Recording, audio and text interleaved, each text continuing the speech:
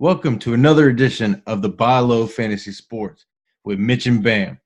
Now, this episode, we're going to be talking a lot about value. But first, a quick introduction. I'm Mitch, and he's Bam. Bam, say hello to the people. Hello, people. So this episode, we're talking about players that don't represent value for us at their current average draft position, or ADP. You'll probably hear us say ADP a lot. That means their average fantasy draft position.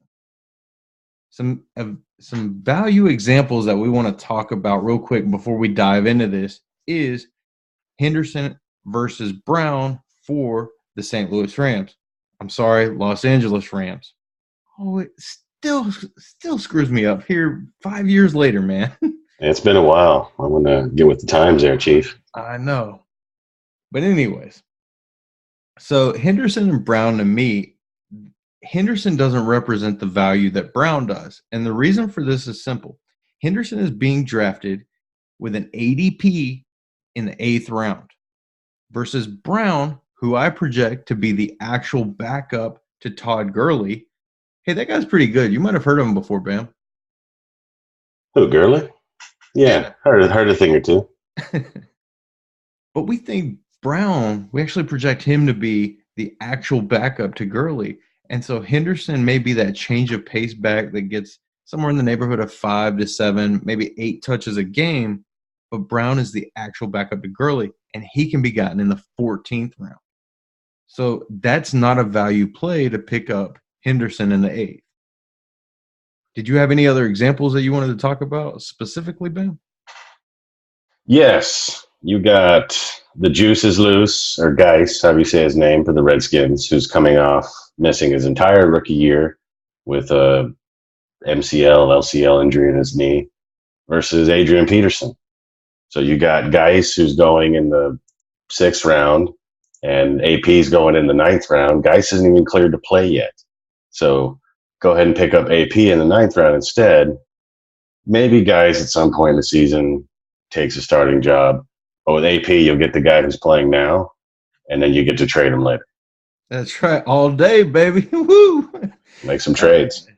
They need to go ahead and change that to all day to all year. You know what I mean? He's getting a little long in the tooth, but he's still got the legs for the league. I'm picking up AP. I'm waiting for him to have that breakout game, and then I'm trying to trade him. What do you think about that strategy? Yeah, that's what you got to do. You don't want to sit on some of these speculative guys as soon as they have a good game or two. Don't get greedy. Go ahead and move them for those studs that you know are going to produce every week. So now that we've walked through a couple of examples of not value guys, and you kind of understand what we're trying to do here, let's go ahead and jump into it. Bam, who's a guy you have that's not a value relative to their current ADP? Well, the first guy I'm looking to avoid is running back Joe Mixon from the Bengals. Right now, the Bengals are a mess. Multiple offensive line injuries, starting with first-round pick left tackle Jonah Williams from Alabama. He's gone for the year already. Season ending started. The other tackle, Cordy Glenn, who's a big-time run blocker, has concussion issues and might retire. And last year's starting right guard, Clint Bowling, retired in June. And that's a lot of turnover for already weak unit. So wait, you're saying the offensive line might be kind of important for a running back to produce fantasy numbers? It's possible. It's a theory that needs to be tested for sure. All right. I'll allow it. We'll see, though. Let's keep it rolling. Yeah, so Joe Mixon, forgot to mention, he's going the early 2nd round. That's kind of nutty. You got the O-line, but you also have injuries to A.J. Green. He might be out for the first month of the year. You got Tyler Eifert, their only good tight end, attempting to make a comeback after being injured for the last 3 years. So it's going to be real easy to stack the box and force these Bengals to pass. But wait, so you mean to tell me that without A.J. Green, Andy Dalton won't be able to provide enough space for Joe Mixon to run? No, the Red Rocket without A.J. Green is no good. No good. He's a bum. Okay. He's Anything a dirty bum, the Red Rocket. A shifty hobo sitting on the back of a train, the kind you bum a cigarette off of late at night, you know, that kind of bum. You gonna pay on the streets? Yeah, bomb on the streets. Yeah. But to get back to the point here, Mixon, he's a talented running back. He's going to see volume in this offense with this new scheme, with Zach Taylor coming over from the Rams, installing that Ram style 11 personnel offense. And Mixon did have some good games last year. But with this whole offense adjusting to a new scheme, all these injuries, it's hard to justify an early second round pick on a guy with all these question marks. Yeah, I kind of understand exactly what you're saying. I really do. I agree with it 100%. Is there anybody in particular that you're grabbing over Joe Mixon at that early second round draft position? I'd grab Dalvin Cook for sure. It looks like he's going a few slots lower than Mixon. I'd grab him up, or one of the big wide receivers that fall in the second round. That might be your chance.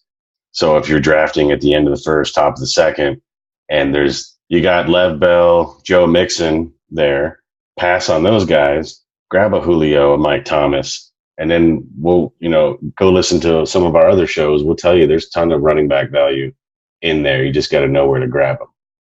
So don't force a pick here with Joe Mixon. Let him slide. Let somebody else make that mistake. Grab a wide receiver or a different running back and move on. So moving on, who are you looking at to avoid at their current ADP? I'm probably going to catch a lot of flack for this because a lot of people have this guy going really high. But I am low on Amari Cooper in the third round. I know he plays for the Cowboys. I'm sorry, all you boys fans out there. I'm just not high on Amari Cooper. There's a lot of those Cowboys fans. There might be a couple. They spread like a virus. Something that has really struck me as odd about Amari Cooper throughout the years, right? We've been playing a year or two, right, Ben? And so been playing for a bit, yeah. Yeah, and so what's always struck me odd is Amari Cooper's value has always been kind of the second, third round in every fantasy draft I've ever been a part of, and I've always avoided him. You might say, well, Mitch, he's finished a top 15 receiver every year that he's played the full season. Why would you avoid a guy like Amari Cooper?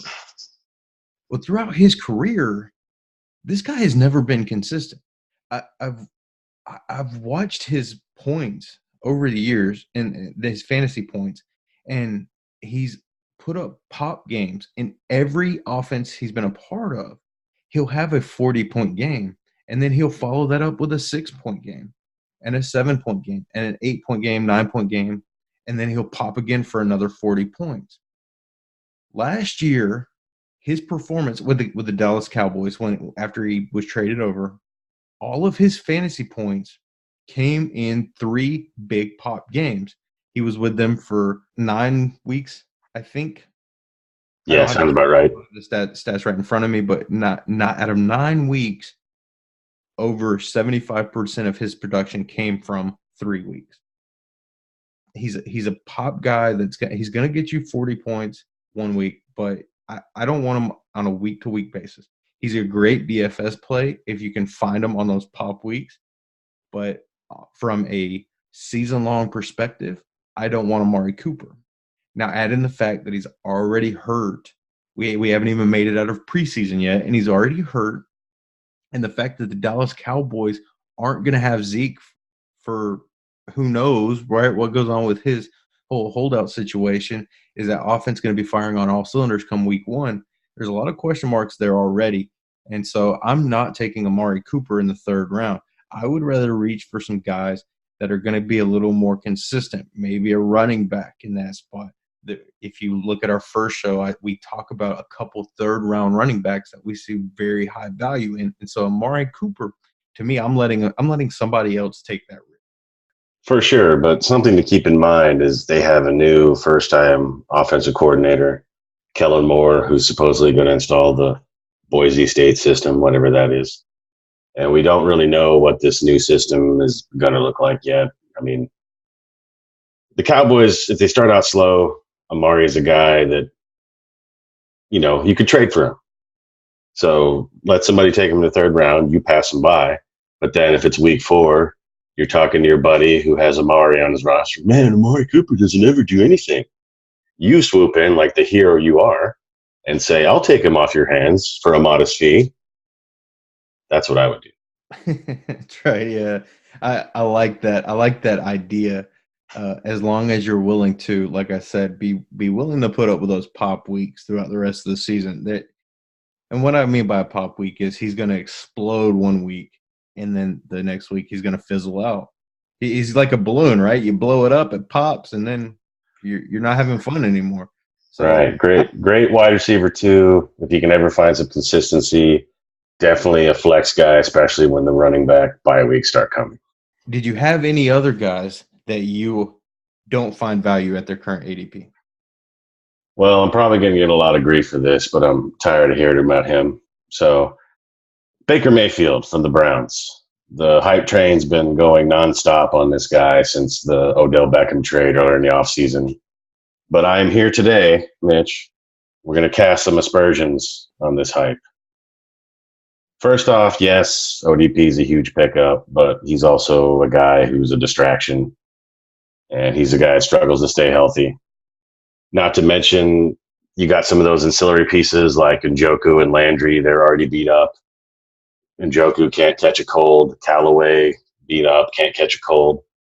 Second, and I think this is the key point to all this, or one of the key points, is I think the Browns defense takes a step up this year. Last year they were real bad, but they played a weird scheme that didn't fit their personnel. So they got a lot of young talent. They got a new scheme. I think this is the year they take a step up. And if you go back and listen to our last two shows on YouTube where we talked about Chubb a lot, you'll know that Freddie Kitchens is a coach that likes to feature the running back. So having said all that, I don't think we're going to see many 35 to 40 attempt games out of Baker this year, which I think will affect his fantasy point production. More likely, we're going to see some 25 attempt games because if their defense is able to help them keep a lead, they're going to ride Chubb in the fourth quarter. That's what I think. Well, Bam, all of the experts are saying that Baker Mayfield has a chance to be last year's Patrick Mahomes. They're saying that he's surrounded with so many playmakers this year compared to the last year.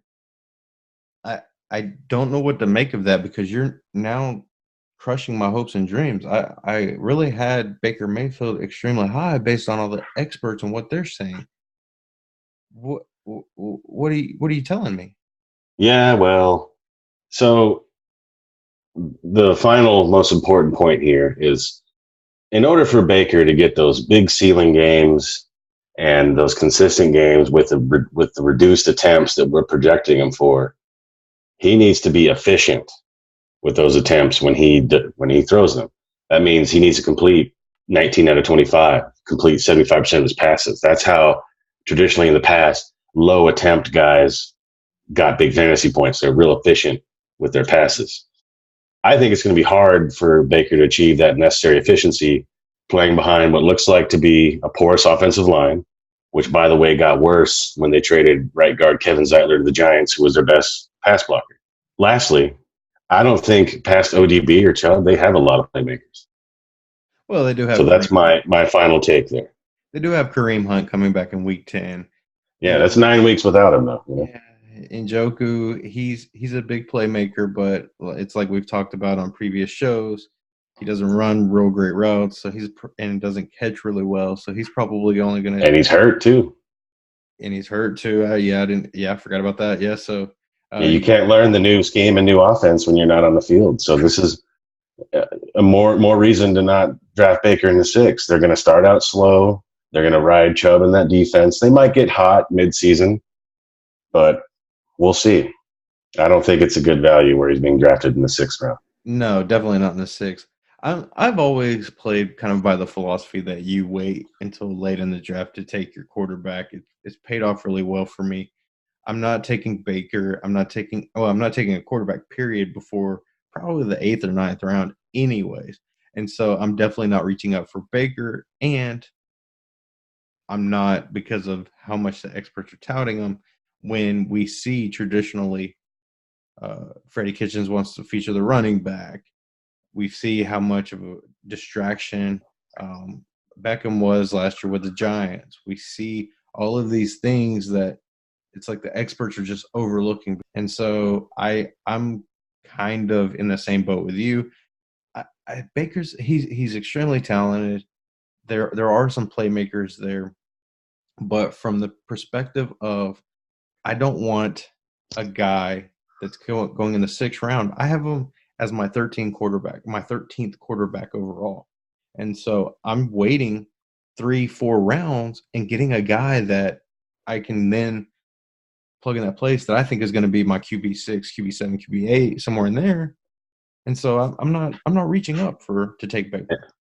That's value. And just to tie a bow on this whole thing, if you just look at it, you're like, oh my God, the Browns look so good this year, man. They're going to be so great. But then you just peel back the curtain just a bit and you see some things that don't really support that. But we'll see. So, all right, so let's keep it moving. I'm sure you got a few more guys on your mind as far as not being great values. Yeah, so here's another one that I'm probably going to catch a lot of flack for because, he's just so talented. And that is running back Leonard Fournette of the Jacksonville Jaguars. He's got an ADP in the late second, going around the second, third turn, around 210 to 11. And I'm not high on him for a couple reasons. First of all, I'm gonna ask you a couple questions here, Bam. So be ready. Let's do it. All right, Coach D. I can never say his name. Coach Dilla Filippino. He is fired. Italian guy. Yeah, Italian guy. He's fired from the Vikings last year, week 15. Why was he fired? Because he ran a pass-heavy offense with a garbage offensive line. With a run-blocking offensive line and Right. Dalvin Cook back in the line, a healthy Dalvin Cook back in the lineup. Even though they had Dalvin Cook healthy, they had Latavius Murray healthy, they refused to run the football. And so Coach D was fired from the Vikings. You saw what they did after that. Dalvin Cook went wild. Now his ADP's jumped to the early second because of the fact that what he did based on that small sample size we got last year, which I agree with. I'm a big Dalvin Cook guy, but we saw his reluctance to just run the football. Now I'm going to ask you another question, Bam. In the game of football, what body part is probably most important? I'm going to give you a hint. It's in the name. The balls. No? Oh, feet. You were talking about feet. Oh, sorry. Yeah. Oh, damn it. Okay, I'll hush now. So yes, the feet are important. Leonard Fournette has had chronic ankle and foot problems dating back to his time at LSU. So the guy's never healthy. Yet we have a coach that doesn't want to run the football. He's a pass happy guy that wants to feature his slot wide receiver in his offense. We have a quarterback, Nick Foles, who also likes to feature the slot wide receiver. Every time he drops back, he's going to throw. I love Day Westbrook for that reason because he runs 99% of his routes out of the slot.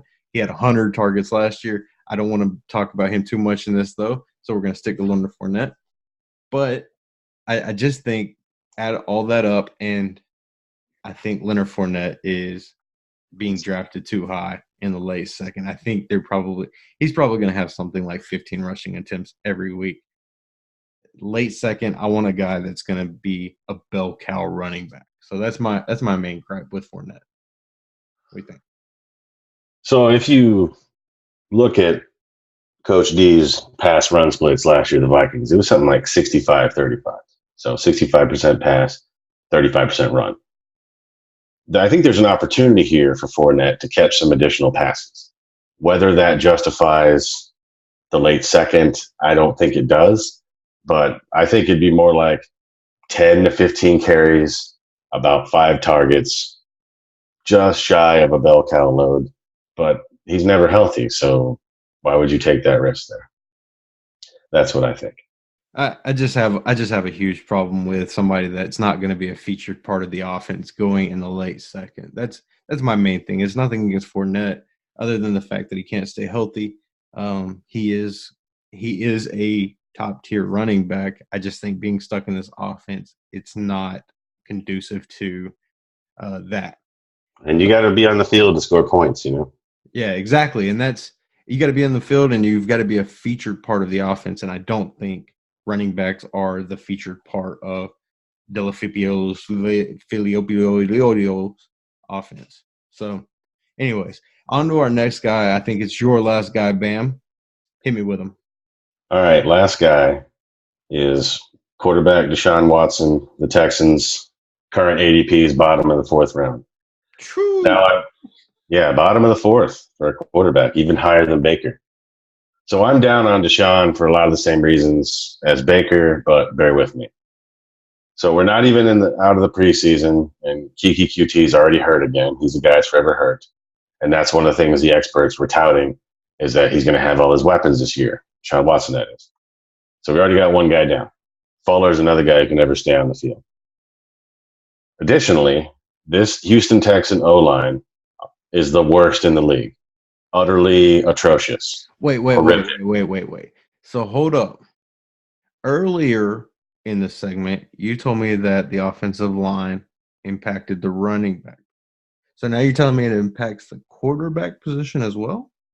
Yeah, I think we need to go to NASA, to the National Science Museum, and do some experiments. Maybe we can figure this one out.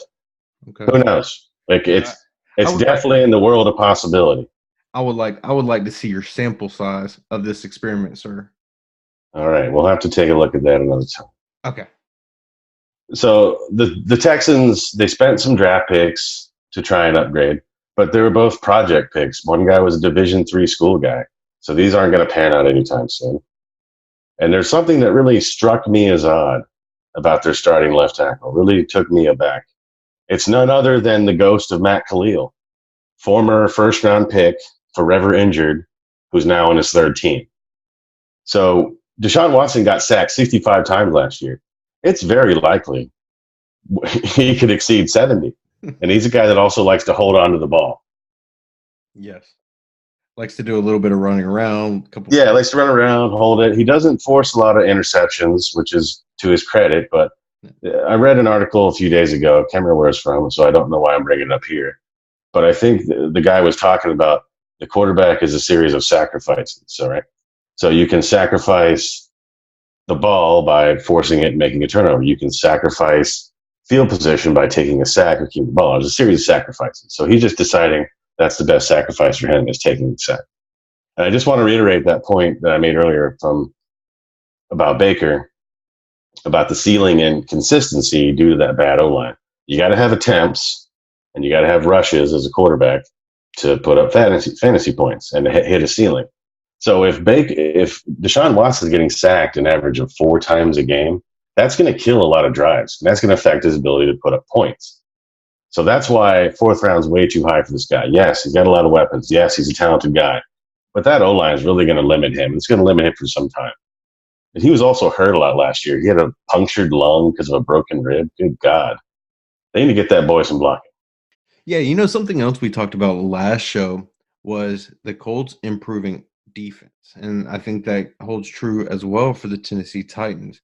This is 2 teams that he has to play 2 times this year, so that's 4 games against improving defenses that are improving their pass rushes. And so I think 4 games, and then you talk about all their non-divisional games, he's got a pretty tough road to hoe. You know what I mean? There's a lot of good defenses that he's going to be playing against, a lot of good pass rushers against this porous offensive line.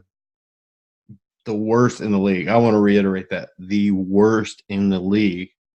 And so I'm not buying DeWatt, not in the 4th round. Just like I mentioned when we were talking about Baker, I wait on quarterbacks anyways. But for somebody interested in drafting Deshaun Watson, or Dijon, I like to call him Dijon Watson, I don't do it, man. Don't do it. Yeah, way too high. All right, man. Last player that we're going to talk about. Who else you got? Well, I live in the Deep South, in the middle of Alabama. The dirty, dirty South? The dirty, dirty South. I live wait, let me guess. Alabama. And You so must be an I Alabama Crimson Tide fan, right? yeah, no, I'm not an Alabama Crimson Tide fan. Oh, but you said you lived in Alabama. I don't I, get the difference. I You do. saying they have another school there? Yeah, they've got a couple others. Oh, Alabama State. That's right. Yes, you're Yeah. right. Sorry. There's also the University of Alabama at Birmingham. Oh, that's another one. Yeah. So three pretty decent schools down there. Yeah. But so I'm probably going to need to call up President Trump, ask him if he can donate me a couple Secret Service guys for the next week because my last guy is Josh Jacobs, drafted in the first round out of Alabama Crimson Tide, roll paper, whatever their thing is. And What kind of papers do they roll, do you think? I don't even, Oh, you I don't don't, care to speculate. No comment. I get it. yeah, Please. yeah. So, keeping it kind of serious here for a moment, he's got an ADP in the mid third, 306 is where last I looked, and I'm not buying Josh Jacobs here. All right, so playing for Oakland, this is a bad offense with a bad offensive line with a banged up offensive line. All we've heard during the preseason is about Antonio Brown's helmet or his frostbite on his toes or his whatever. All the talk around the whole offseason has been Antonio Brown does this. Gruden responds to Antonio Brown. On top of that, they got Hard Knocks there. Hard Knocks teams usually do pretty poor during the season. I'm not a big curse guy, but Hard Knocks teams don't do well during the season. And then my last point about Josh Jacobs is that even during college, he never carried the full load. He was always in a committee at Alabama, and so I'm not in love with Josh Jacobs. I'm really surprised that they picked him in the first round. Yeah, he tested out well at the combine, but I, I'm not buying Josh Jacobs. Can't disagree with any of those points. However, I would be remiss if I didn't point out that, you said AB's crazy, right? You Yeah, said Oakland's O line is beat up, and you said John Gruden's is the coach. So those three things tell me that the running back has reception PPR value in this offense. yeah. In You a know, mid third round pick, probably not, but yeah. you remember those old commercials where it was this is your brain on drugs, and then they scrambled the eggs, and this is your brain, and then they scramble the eggs. This is your brain on drugs. I think Antonio Brown moved out to the left coast and got on that synthetic good that they are growing out there, and he's gone off his rocker, man. He's a good case to prove why the NFL needs to change helmets. Yeah, I think that's right. It's ironic as well. So, and speaking of AB, we just have to mention talking about value. If he doesn't show up for camp, he doesn't show up to week 4, something crazy. The Raiders are going to be bad this year. They're a bad team, and they're going to have to throw a lot. And if AB ever hits the field, because Derek Carr is allergic to any challenging throws, that boy will not thread any needles. He will not throw deep at all. There is some value for AB. So there's another guy that, along with the others we talked about earlier, you could potentially trade for later in the season once people get frustrated with these guys. Yeah, he may be a guy that, yeah, if he's kind of struggling earlier in the season, yeah, Derek Carr, yeah. I I don't want to talk bad about the guy, but yeah. I'm not. Let me say this: he's not on any of my draft boards. No, he shouldn't be. So, yeah, I'm not a huge fan of this Oakland offense. Uh, I thought it would be better. I really hope that it would be better because I want to root for the underdog, right? Everybody likes to root for the underdog, and so when they pulled Gruden out of retirement, I was kind of rooting for Oakland to be a better offense, and yeah, ugh. Yeah, they've just done so much turnover on that roster. It's going to take him years to get competitive. That's why he signed a 10-year deal. He knew he could do this. So start stockpiling picks, draft a lot of young guys. It'll take him a while to get good, though. Yep, I can see them. Did you have anything you wanted to add? Uh, A wait, hold on. last minute message for all of our adoring fans. Listen to our show. Share it with your friends. Share it with your loved ones. Share it with your complete strangers. That's what we want. Make sure to hit that like and subscribe button. Make sure that as you're moving into your fantasy drafts, you're looking for the value picks. We'll see y'all on the next one. Take care. Later.